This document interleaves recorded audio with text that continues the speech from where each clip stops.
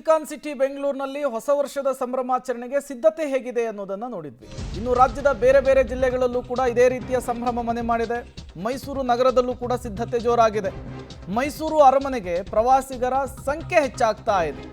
ಪ್ರವಾಸಿಗರಿಂದ ತುಂಬಿ ತುಳುಕ್ತಾ ಇದೆ ಮೈಸೂರಿನ ಮೃಗಾಲಯ.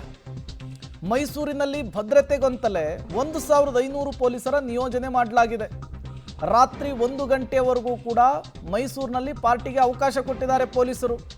ಇಡೀ ರಾತ್ರಿ ಮೈಸೂರಿನಲ್ಲಿ ಪೊಲೀಸರು ಬೀಟ್ ಹಾಕ್ತಾರೆ. ಪೊಲೀಸರ ಸರ್ಪಗಾವಲಿದೆ. ಅಲ್ಲೂ ಕೂಡ ಹೆಜ್ಜೆ ಹೆಜ್ಜೆಗೂ ಕೂಡ ಖಾಕಿ ಕಣ್ಗಾವಲಿರುವಂಥದ್ದು. ಹೇಳಿ ಕೇಳಿ ಸಾಂಸ್ಕೃತಿಕ ರಾಜಧಾನಿ ಮೈಸೂರು. ರಾಜ್ಯ ಹೊರ ರಾಜ್ಯದಿಂದ ವಿಶ್ವದ ಬೇರೆ ಬೇರೆ ದೇಶಗಳಿಂದಲೂ ಕೂಡ ಜನ ಬರ್ತಿದ್ದಾರೆ.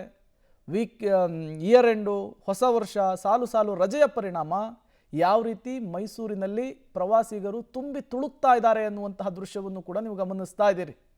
1 ಗಂಟೆಯವರೆಗೂ ಕೂಡ, ಮಧ್ಯರಾತ್ರಿ 1 ಗಂಟೆಯವರೆಗೂ ಕೂಡ ನ್ಯೂ ಇಯರ್ ಸೆಲೆಬ್ರೇಷನ್ಗೆ ಮೈಸೂರಿನಲ್ಲಿ ಪರ್ಮಿಷನ್ ಸಿಕ್ಕಿದೆ.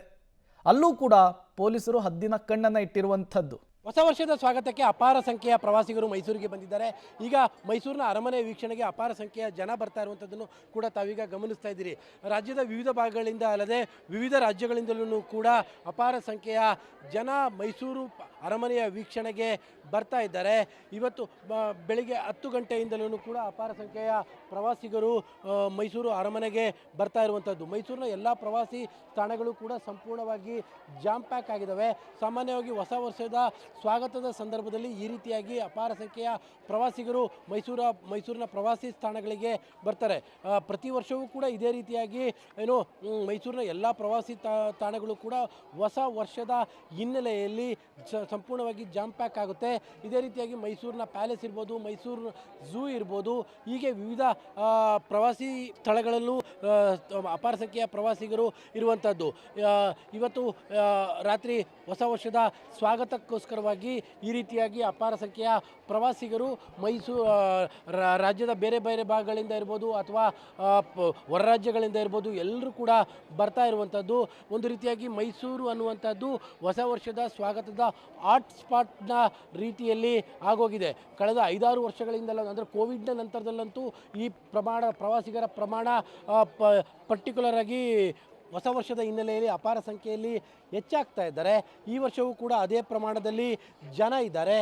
ತಾವೀಗ ಗಮನಿಸ್ತಾ ಇರುವಂಥದ್ದು ಮೈಸೂರಿನ ಪ್ಯಾಲೇಸ್ನ ಒಳಭಾಗಕ್ಕೆ ಜನ ಬರ್ತಾ ಇರುವಂಥದ್ದು. ಪ್ಯಾಲೇಸ್ನ ಒಳಭಾಗಕ್ಕೆ ಈ ರೀತಿಯಾಗಿ ಅಪಾರ ಸಂಖ್ಯೆಯ ಪ್ರವಾಸಿಗರು ಬರ್ತಾ ಇರುವಂಥದ್ದು. ಪ್ರವಾಸಿಗರು ಬರ್ತಾ ಇರುವಂತಹ ಹಿನ್ನೆಲೆಯಲ್ಲಿ ಭದ್ರತೆಯನ್ನು ಕೂಡ ಅತಿ ಹೆಚ್ಚು ಮಾಡಲಾಗಿದೆ. ಇವತ್ತು ರಾತ್ರಿ ಮೈಸೂರಿನ ಪ್ಯಾಲೇಸ್ನಲ್ಲಿ ಸಾಂಸ್ಕೃತಿಕ ಕಾರ್ಯಕ್ರಮಗಳು ಇರ್ತವೆ.